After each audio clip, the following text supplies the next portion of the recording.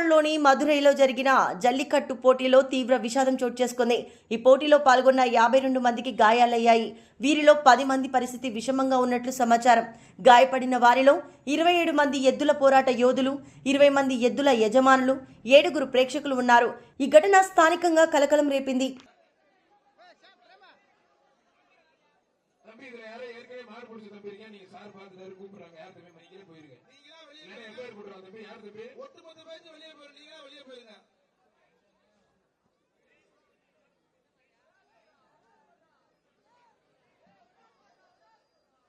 திருப்பரங்குன்றம் வீரநல்லம்மாள் கோயில் மாறுபா சார் அது வாங்கி கொடுத்தாங்க சார் மகேஷ் சார் கொடுத்தாங்க சார்